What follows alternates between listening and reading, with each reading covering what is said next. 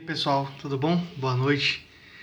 Dando início à lição 4, do propósito eterno de Deus, eu vou estar colocando aqui alguns capítulos novamente, desse assunto que nós temos falado. E ele fala aqui qual é o propósito de Deus hoje. Então, qual é o propósito eterno de Deus? É o que a gente tem estudado. E qual é o propósito eterno de Deus hoje, nos nossos dias, E para iniciar esse assunto, eu coloco o fato de vivermos como família, Família é algo muito deturpado em nossos dias. Hoje nós entendemos que família, eu falo devido a diversas pessoas que eu conheço, e até a mim mesmo, não tenho uma ideia humana de família como uma ideia que não é boa. A ideia que eu tenho que não é muito bom, Eu não sei o que é você ter uma família unida, Não sei o que é viver uma família onde todos experimentam o que há um no outro, E quando a gente começa a entender o que é fazer parte da família de Deus, a gente vai entendendo, vai aprendendo a saber morrer, saber se doar um pelos outros.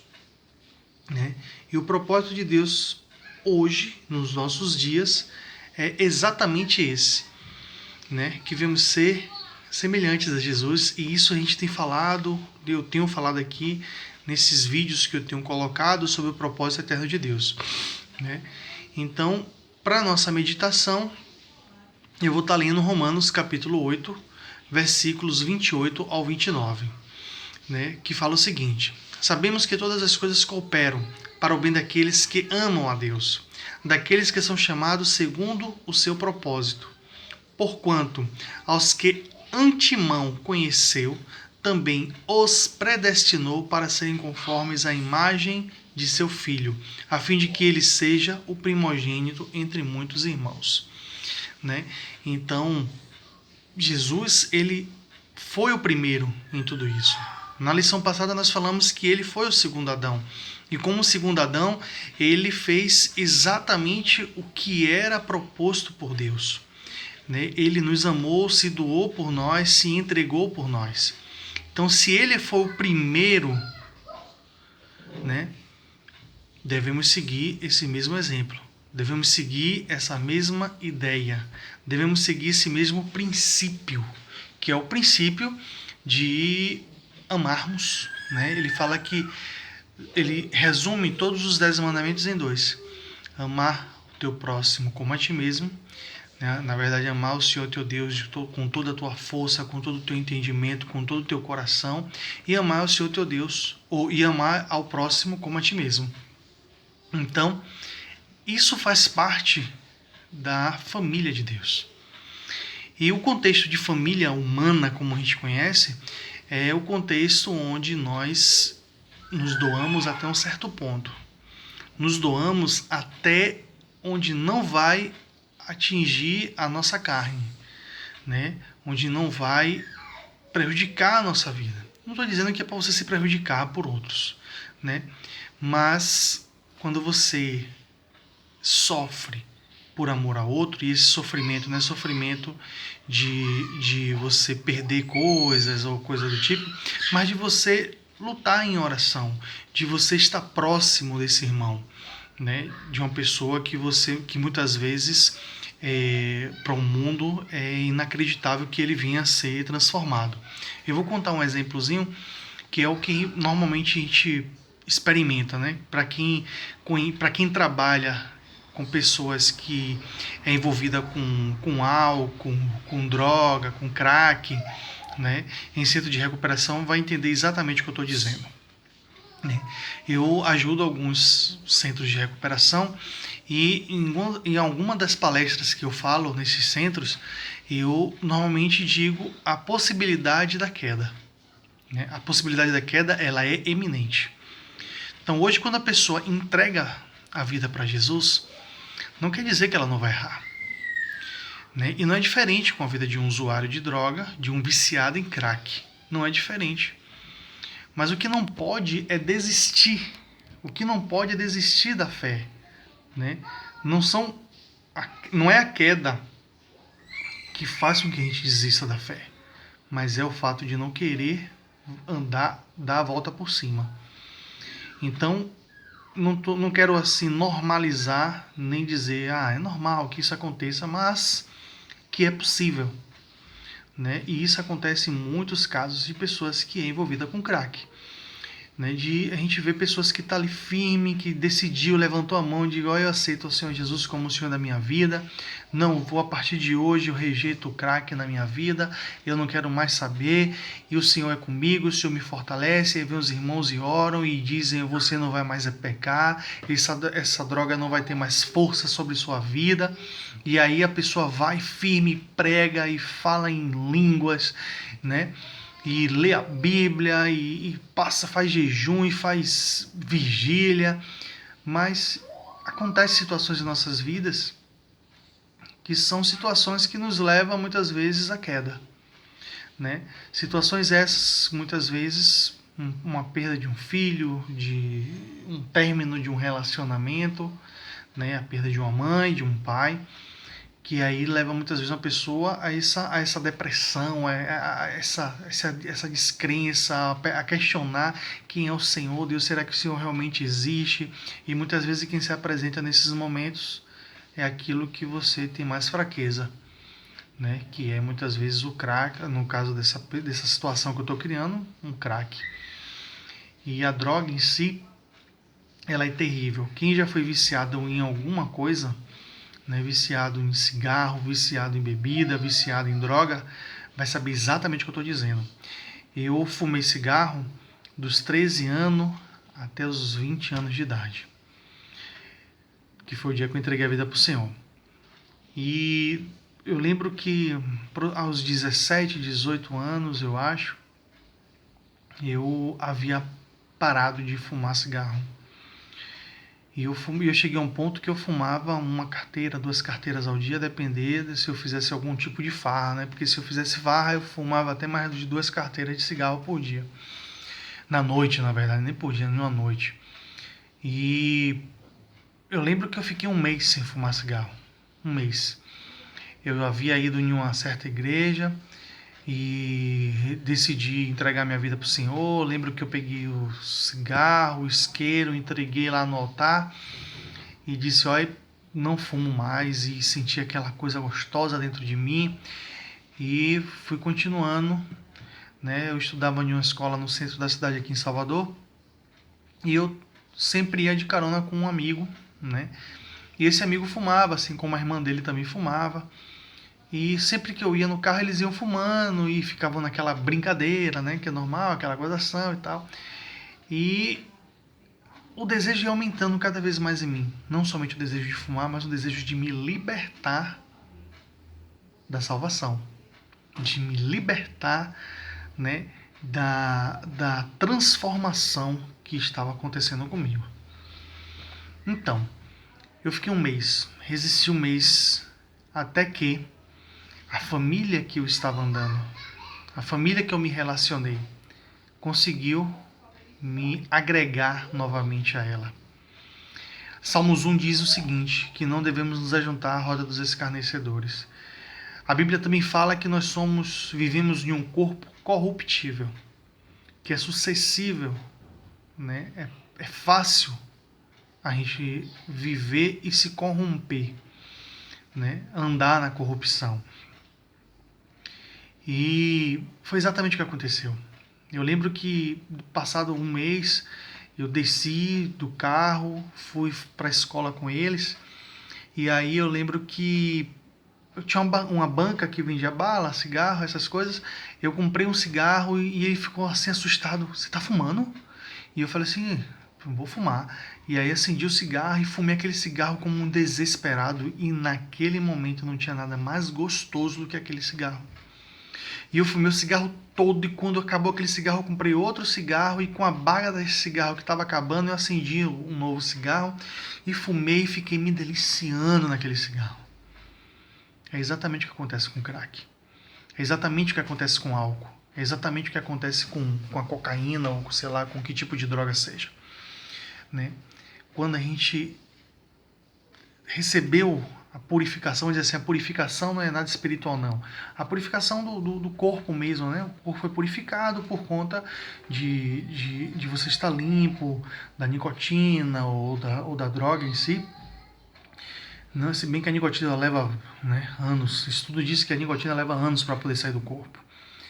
Então, a pessoa não tem coisa mais gostosa no mundo que aquilo. E o pior é que nos sentimos... O sentimento que é em nós é de indignação. Indignação por não ter conseguido vencer aquele vício. E de entrega. Que nos entregamos completamente, né, ao vício. E deixamos de acreditar em nós mesmos e damos a desculpa de não tem mais jeito. Né? Já estou assim, sabe? Seja o que Deus quiser. Né? E não é bem assim. O que não pode faltar em nós é a vontade de vencer, a vontade de ser transformado, a vontade de nos tornarmos filhos de Deus. Eu lembro de um pregador chamado John Piper, que ele fala sobre fé. E a fé que ele diz é a fé, o diabo em si, né, ele se alimenta da fé. E a fé ele vai mastigando. E a Bíblia fala que o diabo ele fica ao nosso derredor como um leão, né, procurando a quem ele possa tragar. E o que ele vai tragar em nós? É a nossa carne? Né? Não. É a nossa fé.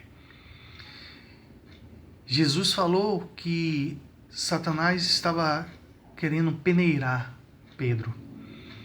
Né? Queria peneirar Pedro, tirar a fé de Pedro. E Jesus disse que ele intercedeu por Pedro. Né?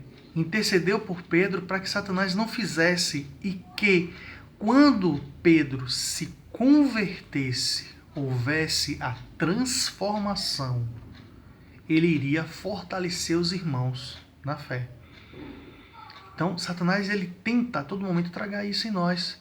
E nós, muitas vezes, por sermos tão insignificantes, tão fracos, né, nos entregamos a uma queda, né, a um deslize. E aconteceu exatamente com Pedro. Jesus advertiu Pedro e disse: Pedro, você vai me negar. Antes que o galo cante 3 vezes, você irá me negar. Né? Você vai me negar. E Pedro assim o negou. Mas Pedro não se rendeu a essa ação dele. Pelo contrário, foi transformado, ele se converteu. E o próprio Jesus havia advertido ele. Né? Tanto é que quando o Senhor traz essa resposta para ele, já foi após a sua ressurreição. E não é diferente conosco. Não é diferente. O que importa é que não vemos nos afastar. Você pode até dizer, sim, Eduardo, é fácil você falar isso, porque você não conviveu na igreja onde eu estava, onde os irmãos me apedrejaram porque eu cometi um adultério ou uma prática de prostituição ou pecado que seja. Eu estou falando desses pecados que são pecados que para a igreja, né, são pecados terríveis, né? Da prostituição, de você cair em lascívia ou coisa do tipo. É terrível para a igreja, né? A igreja não consegue suportar isso. É mais fácil para a igreja suportar uma mentira, né? É mais fácil para a igreja suportar um engano, né? É mais fácil para a igreja suportar a própria hipocrisia, né? Mas pecados como esse são inaceitáveis dentro da igreja. E para Jesus não é, nunca foi. Não foi assim com aquela mulher adúltera?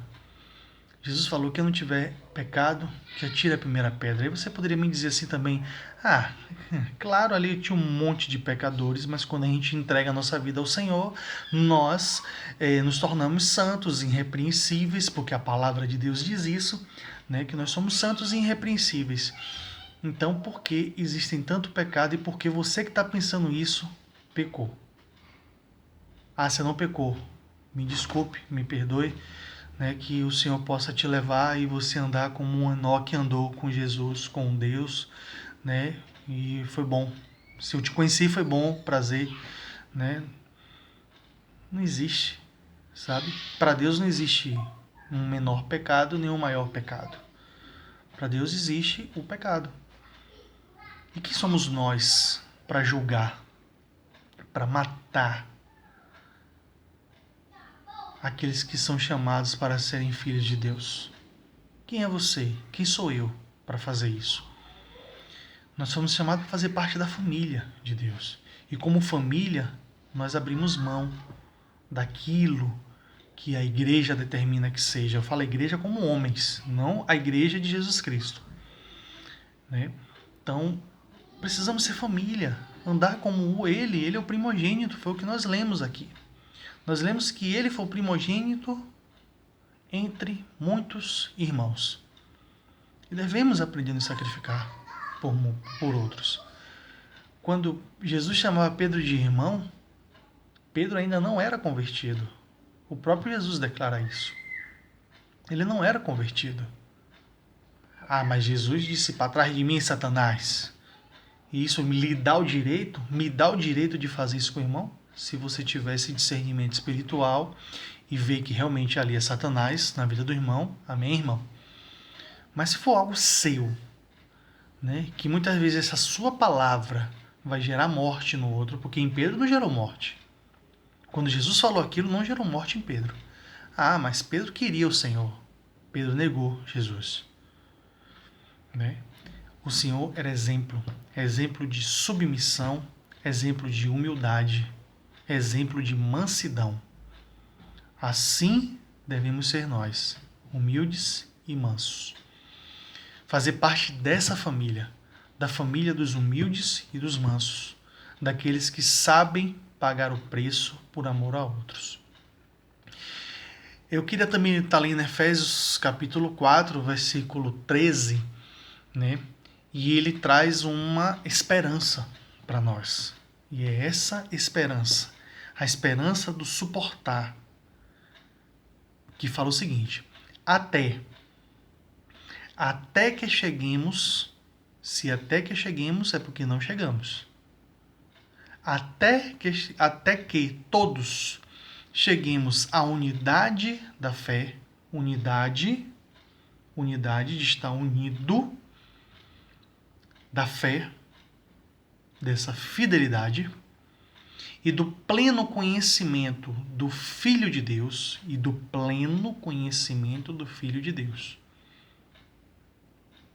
a ser homem perfeito, à medida da estatura da plenitude de Cristo.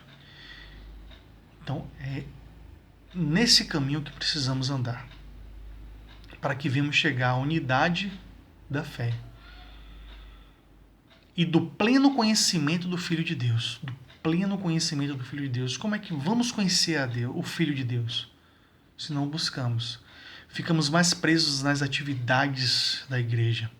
É porque hoje tem pregação, é porque hoje tem evangelismo, é porque hoje tem música, é porque hoje tem teatro, é porque hoje tem dança, e amanhã vai ter nova dança, amanhã vai ter nova pregação, amanhã vai ter novo evangelismo, e depois de amanhã, e depois, e você e eu ficamos sem tempo nenhum de conhecer, chegar ao pleno conhecimento do Filho de Deus, porque estamos envolvidos nas atividades da igreja, né?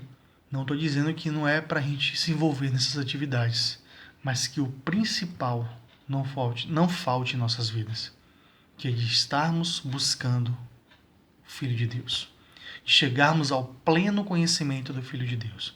E só conseguimos chegar ao pleno conhecimento quanto mais nos aproximamos, quanto mais nos achegamos a Ele.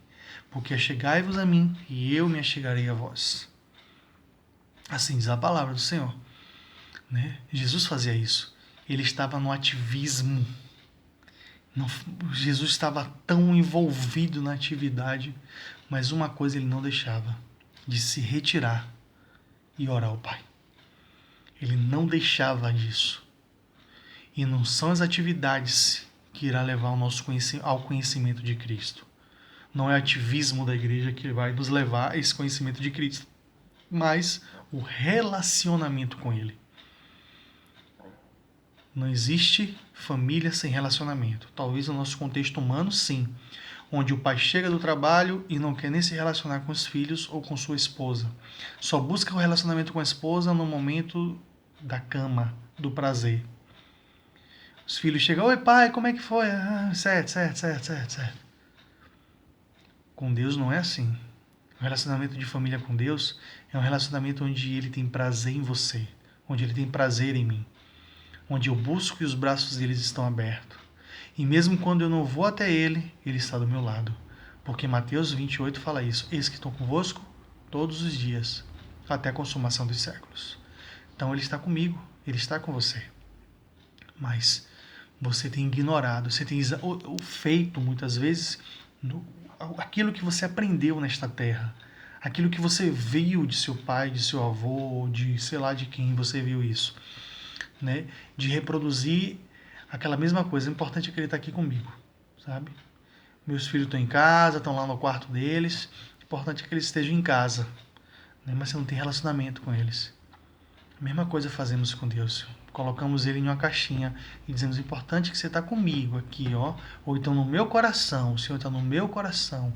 E por ele estar no meu coração, está tudo ótimo, vai tudo bem. E não é assim. Precisamos nos relacionar com ele, para que venhamos chegar ao pleno conhecimento do Filho de Deus. Não tem outra maneira. Você guardar Deus no seu coração, guardar Deus na sua casa, isso não leva ao pleno conhecimento. E nem à unidade de sermos essa família, de vivermos como essa família, né? Então, essa lição é uma lição bem curta e eu deixo algumas perguntinhas, né? Que é: Deus quer uma família de muitos filhos, semelhante a Jesus, né? O propósito dele, o propósito eterno de Deus hoje também continua sendo de ter uma família de muitos filhos semelhantes a Jesus. E as perguntas: por que uma família?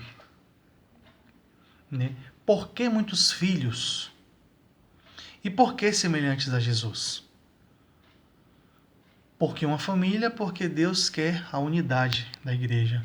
E hoje nós temos visto muitas igrejas, falo pessoas, muitas igrejas querendo se reunir em suas próprias casas devido às suas decepções, devido a decepções que viveu, porque você pode até dizer, né, Eduardo, glória a Deus, eu estou vivendo assim, porque hoje, Eduardo, eu não estou congregando por conta das decepções que eu vivi na igreja, mas graças a Deus eu estou em casa, oro, busco, jejuo, estou todos os dias falando com meu pai, eu amo tanto meu pai. Mas você está fora do propósito de Deus. Porque o propósito de Deus é de ter uma família de muitos filhos e que vamos viver em unidade. Em unidade. Suportando uns aos outros em amor. A igreja está cheia de débeis? Tá. Muitas vezes começando pelos nossos próprios pastores. Cheio de débeis começando pelos nossos próprios pastores. Mas isso não nos dá o direito. Não nos dá o direito de vivermos só. Devemos viver como igreja unida. E não só. Por que muitos filhos? Porque Deus quer quantidade. Porque uma família de 4, 5 membros, de 15, 20 membros, não é uma família completa. Deus, ele quer muitos filhos. Hoje a gente vê uma grande humanidade, né?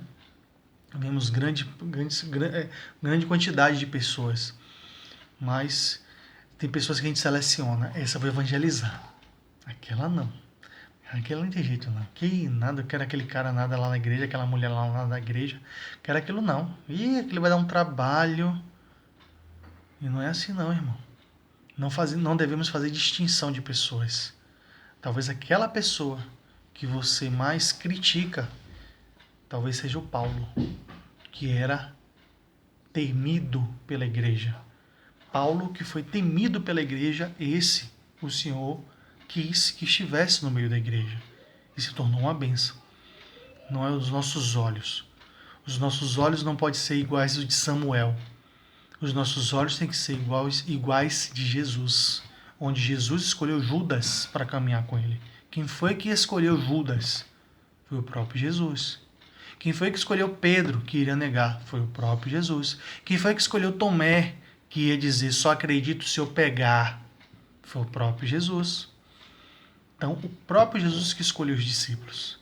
E ele não colocou, vou escolher aquele porque aquele ali é bom, aquele ali é uma pessoa tranquila, é calma. Não. Não cabe a mim nem a você fazer distinção de pessoas.